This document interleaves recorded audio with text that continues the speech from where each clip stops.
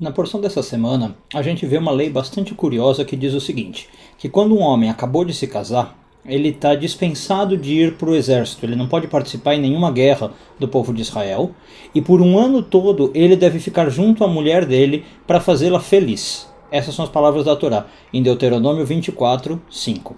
E partindo disso, a gente vai fazer uma análise sobre amor, relacionamentos e casamento.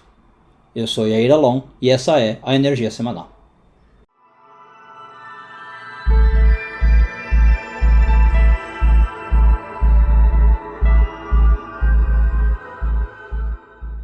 Vamos começar vendo o versículo de Deuteronômio que eu citei, só para vocês verem como a Bíblia diz, né? Tradução já em português diz o seguinte: quando um homem for recém-casado, não sairá à guerra, nem se lhe imporá encargo algum.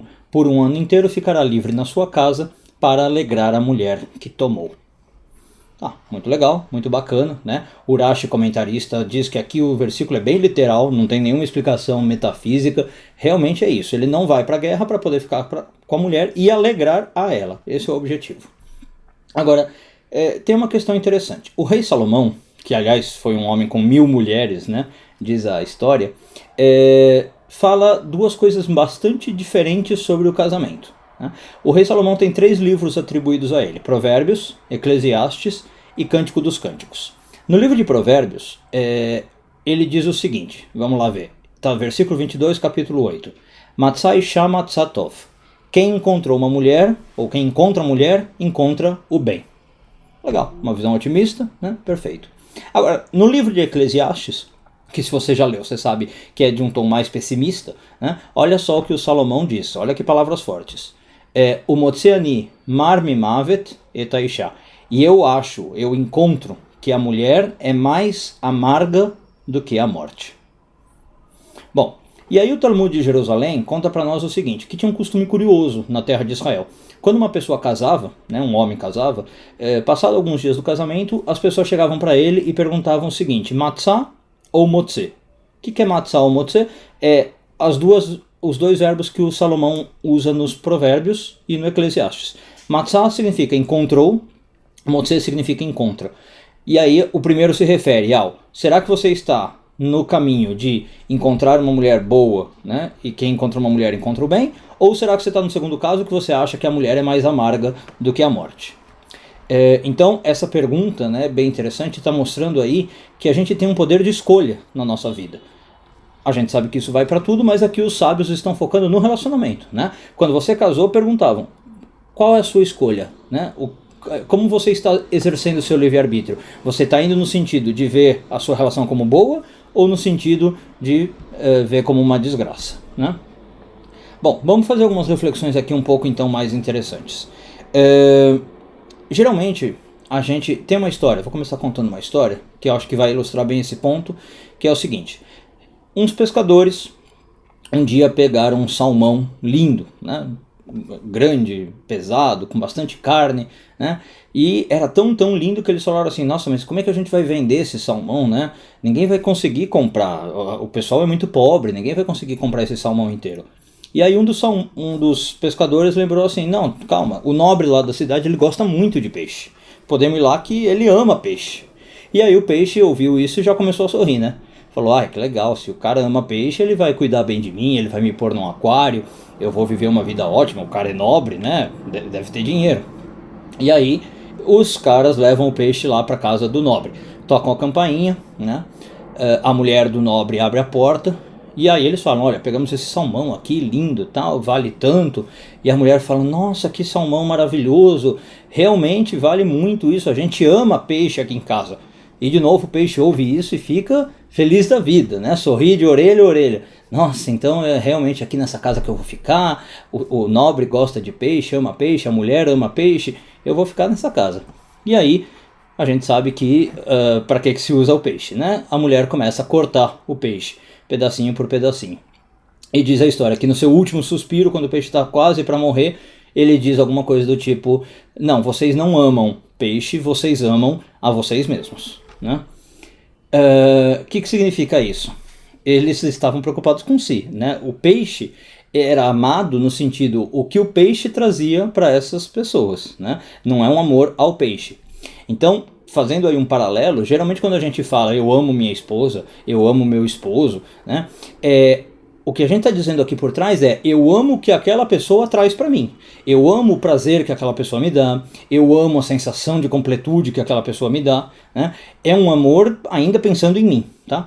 E não tem nada de errado nisso. Né? A Torá está falando que tudo bem. A questão é que eu tenho que tentar, sempre que possível, não só pensar em mim, mas em fazer o outro feliz. É isso que o Urashi traz para nós. Né? Na verdade, o próprio versículo traz. Então, vamos pegar, sei lá, uma cena corriqueira. Talvez uma mulher que cuide da casa, que por algum motivo decidiu não seguir carreira, né? Mas ela se dedica aos filhos, fica em casa.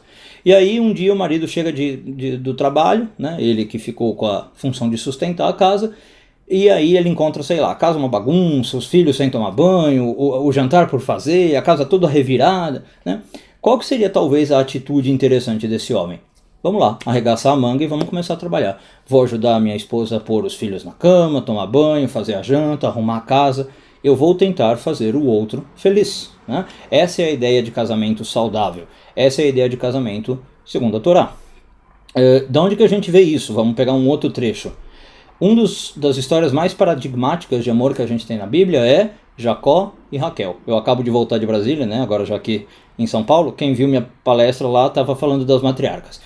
A história de Jacó e Raquel é uma de amor, talvez a história de amor da Bíblia. E o que a gente sabe lá da história de Jacó e Raquel? Que Jacó trabalha 7 anos para conquistar Raquel, né? De tanto que ele amava ela. Agora tem uma coisa interessante, isso aí aparece em Gênesis 29 e 20. O versículo diz o seguinte: Jacó trabalhou por Raquel por 7 anos e para ele pareceu como se fosse alguns dias, de tanto que ele amava ela. Aí vem o Narmânides, né, o Ramban com N, e faz uma pergunta interessante. Pera, não devia ser o contrário? Se eu amo muito a Raquel e tenho que trabalhar por ela 7 anos, isso não deveria parecer alguns dias, deveria parecer um tempo interminável. Né? Vamos fazer uma imaginação, talvez. Vamos supor que você vai no aeroporto esperar alguém que faz um tempo que você não vê. Né? Você vai lá com flores, com balão, com um presente para a pessoa, aí sai lá na tela do aeroporto que o avião vai atrasar 7 anos. Como que será que vai passar esses 7 anos para você? Será que vai passar rápido, como se fossem dias? Ou será que vai ser uma coisa interminável e arrastada?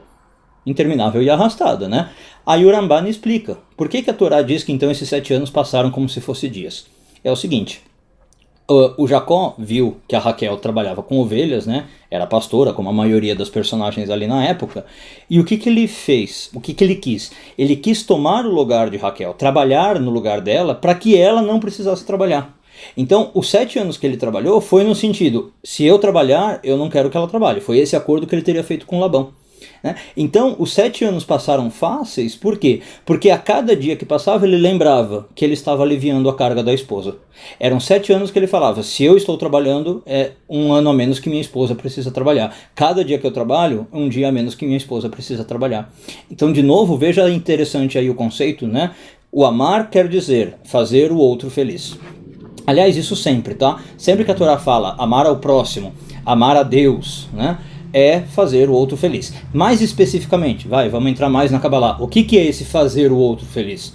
É aquilo que a gente falou da história do peixe. Não é amar a mim, né? Pensar no que o outro está me proporcionando, mas é o contrário. É eu me doar para o outro. É eu tirar o meu ego de cena, tirar o meu eu da cena. Eu não quero saber de mim, eu não estou preocupado comigo. Eu vou fazer o máximo para o outro ser feliz. Eu vou me dedicar ao máximo para o outro. Inclusive, se for um amor muito forte, me sacrificar pelo outro. Né? Isso que é o amor que a Torá exige de nós. Então, voltando um pouquinho lá na frase do Salomão, as duas frases ambíguas, né? Em Provérbios ele fala, quem encontra a mulher encontra o bem, e no Eclesiastes, eu acho que a mulher é mais amarga que a morte. Na verdade, ele não está falando de 2 esposas, né? Não tem nada a ver com a mulher em si. O que ele está falando? Da perspectiva do cônjuge, né? O marido que vai ter essa esposa é que ele pode seguir esses 2 caminhos, como a gente falou. Então, por isso que os sábios perguntavam, Matzah ou Motze? Você casou? E aí a pergunta qual é a sua atitude frente ao casamento? Né? Você está entrando num casamento para se doar, para fazer a sua esposa feliz e para, digamos, se colocar em segundo lugar? Então, você, quem encontra uma mulher, encontra algo bom. Provérbios. Se por acaso você entra para ser satisfeito, para que a mulher te complemente, te dê prazer, né? E aí talvez é o segundo caso. Eu acho que a mulher é mais amarga do que a morte. Então, o versículo de Salomão, a princípio, pode parecer até negativo, pejorativo com a mulher, né? Falando que ela que é negativa. Não, não tem nada disso. A questão é como é que eu estou entrando nesse relacionamento. Então, encerramos com a frase que a gente começou, né? A discussão.